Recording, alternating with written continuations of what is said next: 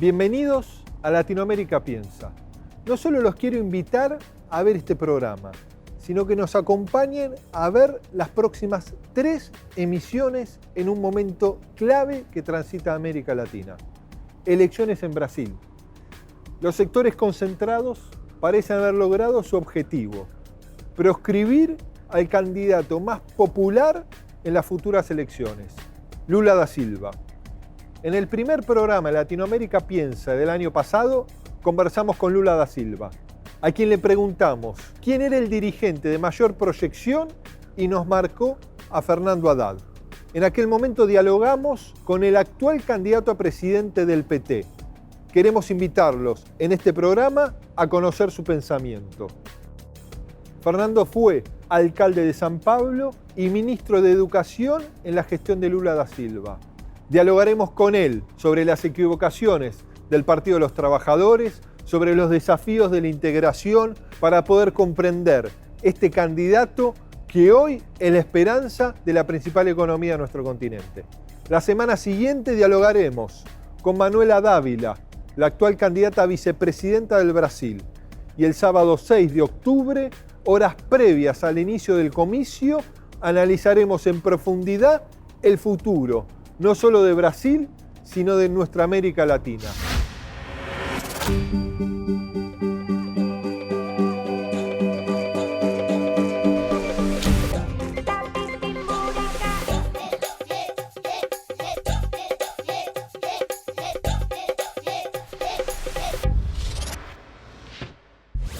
Fernando Haddad foi confirmado como candidato do PT à presidência da República.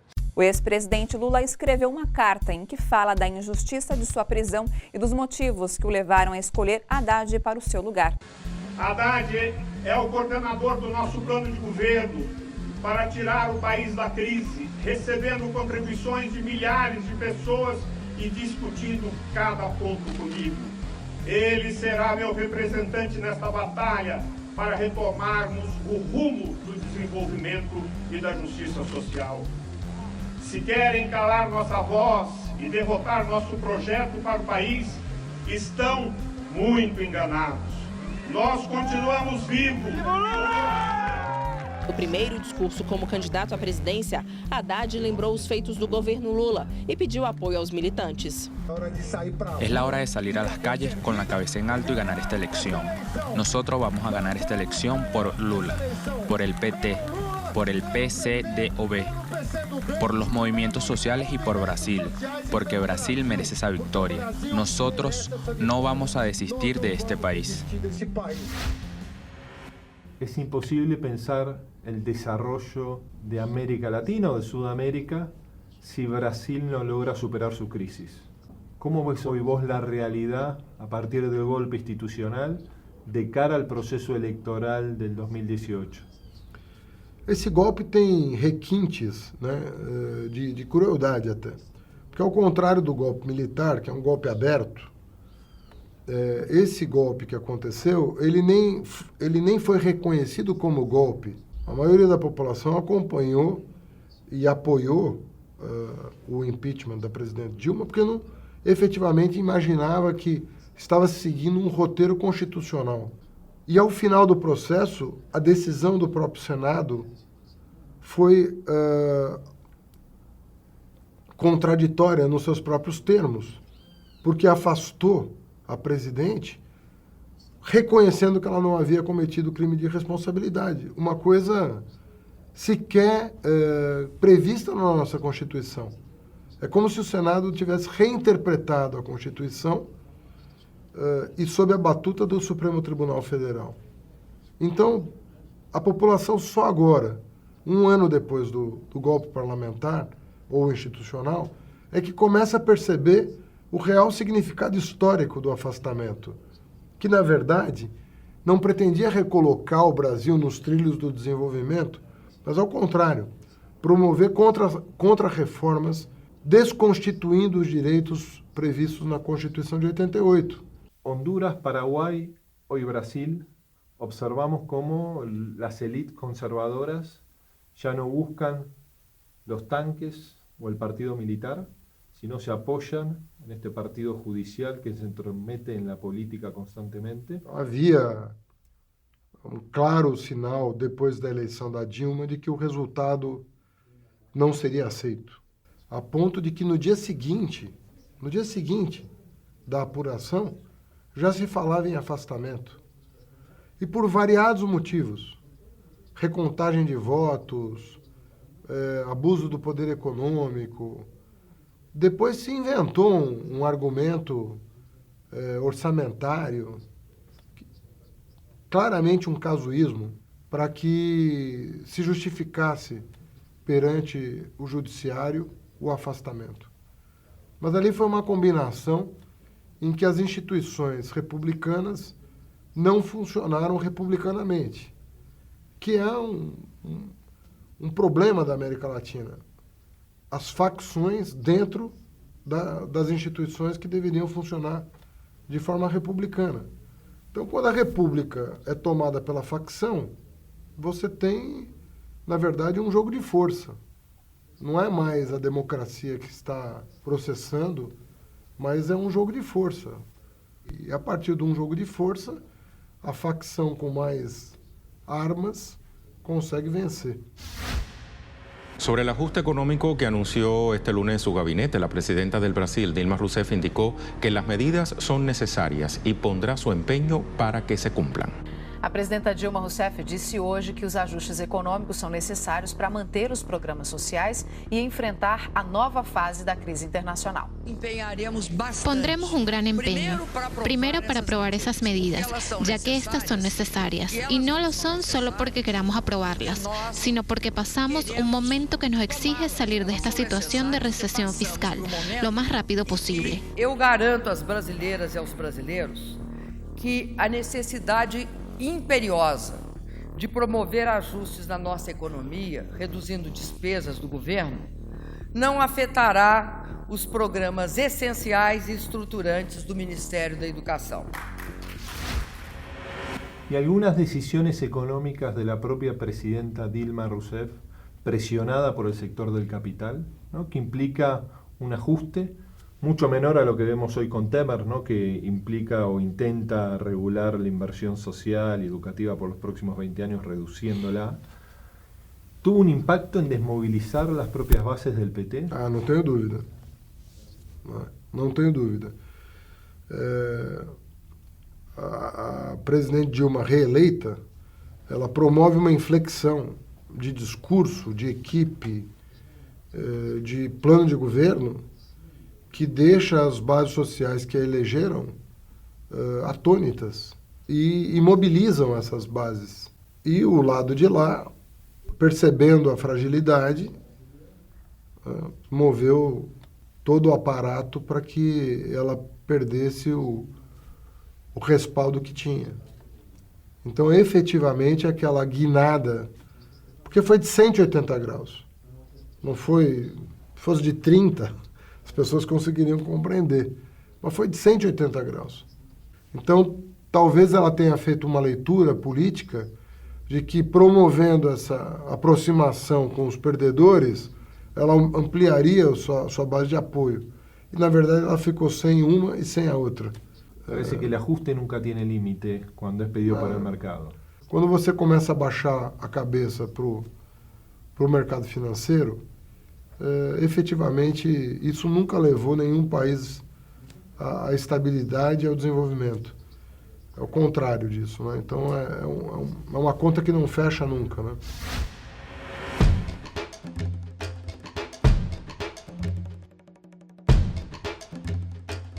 Passamos os 9 estados do Nordeste. O carinho ao Lula é unânime em todo lugar. Viva o presidente Lula! Precisa votar.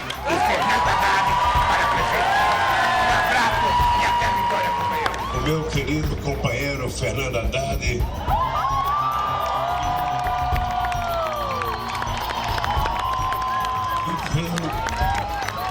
viveu o melhor período de investimento na educação brasileira nesse país.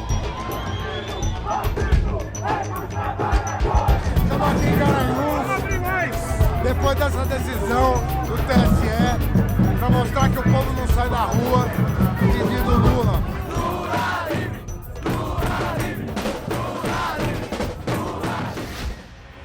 Muchas veces lo que uno observa, inclusive en los gobiernos populares de América Latina, es la dificultad de llevar de la idea del líder o de la máxima figura política a la decisión del Estado, ¿no? Como la complejidad que se presenta la decisión y el impacto en las políticas públicas. ¿Vos lo has vivido en una estructura tan grande como el Ministerio de Educación del Brasil? É sempre desafiador, né, você conceber projetos, elaborá-los, né, do ponto de vista legal, normativo, e a sua execução. Essas coisas podem ficar muito distantes no tempo se não houver um encadeamento lógico de ações voltadas para a estruturação de políticas de Estado. Um dos grandes dramas das democracias latino-americanas é não conseguir consolidar políticas de governo transformando-as em políticas de Estado. Esse é um dos grandes dramas do nosso continente. No Ministério da Educação, o presidente Lula teve, na minha opinião, muita sabedoria em exigir de cada pasta a institucionalização, por lei ou por decreto, dos principais programas de governo e na perspectiva de consolidá-los enquanto políticas públicas, que fossem imunes ao ciclo político, que não estivessem ao sabor dos humores da política. E, em grande medida, eu entendo que se logrou um êxito importante nisso, até o governo Temer. Né? O governo Temer é um governo que tem o propósito de desconstruir muitas dessas políticas.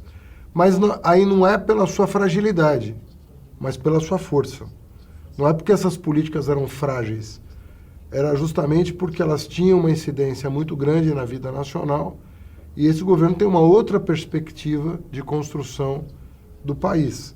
Ahora, también uno debe analizar muchas veces la incapacidad que han tenido los propios procesos populares en reinterpretar las demandas de sectores populares que a partir del éxito de las políticas públicas, de un Estado presente, de un Estado que distribuye, que intenta regular el mercado con sus complejidades, amplió en derechos, tanto derechos en el campo civil como en derechos en el campo económico. ¿Hay un proceso que implica que el Frente Progresista tenga la capacidad de reinterpretar esas nuevas demandas ciudadanas? Eu acredito que nós estamos diante de desafios novos, né? Em primeiro lugar, aparentemente, as velhas formas de mobilização e organização popular não são mais suficientes para contrarrestar esse ímpeto contra-reformista de governos neoliberais ou até de governos de extrema-direita, como estão surgindo com força em todo o mundo. Então nós temos que lidar com novas categorias de comunicação que não estavam dadas. As redes sociais, por exemplo, têm um problema intrínseco a elas, porque elas não agregam, elas não são gregárias. As redes sociais, elas forçam a atomização do indivíduo, né? Pelo próprio modelo de negócio, em que as pessoas procuram se revelar e interagir com quem tem a maior identidade com os seus pontos de vista. Isso é o contrário de uma assembleia de trabalhadores. Isso é o contrário do que acontece num sindicato, num centro acadêmico, num diretório acadêmico, onde você vai com uma posição e sai com outra, em virtude de uma interação, de uma dinâmica de grupo que faz com que você submeta à crítica os seus pontos de vista, sendo obrigado a ouvir o contra-argumento e, eventualmente, se transformando nesse processo. Essa interação não está acontecendo da mesma maneira mais na sociedade. Então, nós temos que encontrar novas formas de comunicação que prescindam do líder carismático. Porque nem sempre o líder carismático estará disponível. E quando ele não estiver disponível, quem vai substituí-lo na comunicação e na organização da população na defesa dos seus direitos. Algunos de nosotros nos quisieron formar en un mundo que era un valle de lágrimas para ir a un paraíso. No te la llevo. El paraíso es este, o la condena es este. Y es esta vida la que hay que pelear para que la gente viva mejor. Si queremos hacer de nuestra América, como dice la Declaración de La Habana, un territorio de paz, esa paz debe fundamentarse en la libertad, ¿no? Debemos liberarnos de esos neocolonialismos y para eso, hoy más que nunca, é imprescindível a integração. Apesar da nossa diferença, nós hoje estamos convencidos que não existe saída individual para nenhum país. Não existe saída individual. Ou nós encontramos soluções conjuntas para financiar a nossa infraestrutura, ou nós encontramos soluções conjuntas para facilitar o nosso comércio, ou nós não teremos solução. Siempre se dice que el camino único nos puede llevar al primer mundo. Si vamos separados, el camino es el cuarto mundo, ¿no? Entonces, todos hablamos de integración. Ahora, al momento de profundizarla, ¿cuáles son las principales limitaciones, inclusive en el campo de la industrialización de nuestras economías? O avanço da integração latino-americana ocorrido na última década não está à altura das lideranças que nós elegemos. Lula é muito grande, Kirchner, Chaves, Rafael Correa, Evo, são grandes demais para o resultado que nós atingimos. Os resultados são pífios perto das possibilidades que estavam abertas. E por que, Fernando? Eu acho que houve muita timidez. Nós acreditamos, talvez, que o tempo estava a nosso favor. E não existe tempo a favor no mundo subdesenvolvido. O tempo está sempre contra. Então nós não tivemos o sentido de urgência, de que aquele ciclo pudesse se esgotar e que nós estaríamos em situação muito delicada para estabelecermos uma integração mais radical no presente momento. Achávamos que o ciclo de commodities, o comércio com a Ásia, tudo isso ia nos favorecer numa integração que pudesse se dar num passo mais lento. E nós fomos surpreendidos pelo tempo histórico, que nunca é aquele que nós gostaríamos que fosse. ¿Y cuánto ha pesado la influencia de los factores externos, ¿no? Los Estados Unidos, el capital internacional especulativo y la propia colonización mental de nuestras élites, ¿no? Muchas veces del propio sector industrial que incentivaban la enemistad entre nuestros países más que la integración. Deixa eu te fazer uma contraprova, né? Você acha que o Helmut Kohl, quando tomou a decisão de promover a reunificação da Alemanha, olhou para os banqueiros, para os industriais, ou para o FMI, ou para o Banco Mundial, ou tomou uma decisão soberana, no melhor sentido da palavra, em busca de algo que colocou a Alemanha no centro hegemônico da Europa até hoje? Faltou essa visão, né, de que nós estávamos diante de uma oportunidade histórica única, que provavelmente não se repetirá tão cedo, e que isso exigia um grau de desprendimento de cada um dos governantes, a ponto de assumir risco, de eventualmente ter perdas no curto prazo, mas imaginando os ganhos de médio e longo prazo advindos da integração. Y en este momento que transita América Latina, ¿para vos estamos ante un fin de ciclo o un repliegue temporal? Olha, depende do que nós fizermos em relação à conjuntura atual. A conjuntura é muito difícil para todos, mas isso exige da parte dos estados uma consciência histórica de que se nós não fizermos nada grande, nós de novo vamos voltar para a nossa irrelevância tradicional. Nós temos duas alternativas. Ou nos resignarmos, mais uma vez, à nossa condição subalterna, ou nos desafiarmos a pensar um projeto grande que envolve riscos, mas qual é o risco maior? permanecermos como estamos ou assumirmos alguns desafios que podem nos tornar relevantes no cenário internacional. Se corrigirmos nossos erros, se superarmos a inércia, se quebrarmos o imobilismo e se recuperarmos a alma criativa e o espírito de empreendedorismo que sempre foram a marca de São Paulo. O mais fundamental, porém, é agregarmos a tudo isso uma profunda consciência social. Cada projeto individual, para a sua realização, depende do projeto coletivo. Depende do funcionamento da cidade. Depende da generosidade dos cidadãos uns para com os outros. O Brasil mudou e mudou para melhor pela força da classe trabalhadora. E o maior patrimônio político que a classe trabalhadora construiu no Brasil ao longo dos seus 500 anos de história tem nome. É o Partido dos Trabalhadores. ¿Y cómo te percibís vos en los próximos años como actor dentro del Partido de los Trabajadores? Estou sempre à disposição da esquerda, em geral. Eu sou um professor militante.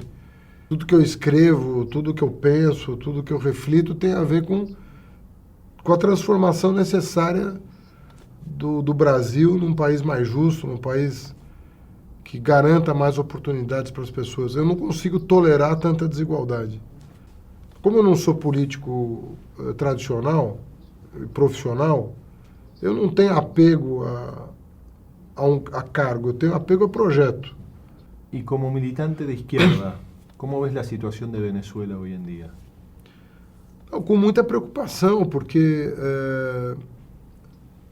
eu acredito que o processo todo está sendo muito mal conduzido, né? Inclusive pelo governo, e a Venezuela está chegando a um impasse institucional em que não se prevê uma superação, né? Então é uma situação muito delicada, porque o Maduro não é o Chávez, e efetivamente a condução do processo vem se dando de uma forma que vai permitir a essa nova direita que surge no continente contestar e isolar a Venezuela. Tudo que não precisa acontecer nesse momento, porque um eventual isolamento da Venezuela nesse momento vai acabar de sepultar qualquer superação positiva da crise. Aumenta ainda mais a responsabilidade de Brasil, de Argentina e de México, né? Pensarem o continente como um todo.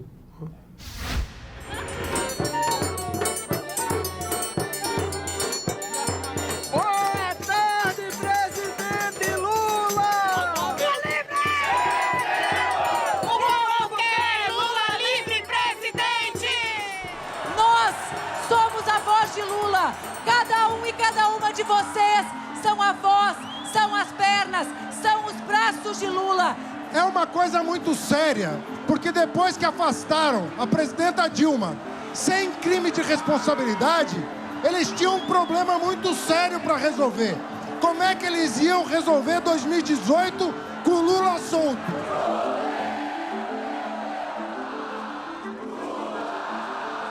Lula livre, Lula inocente, Lula presidente!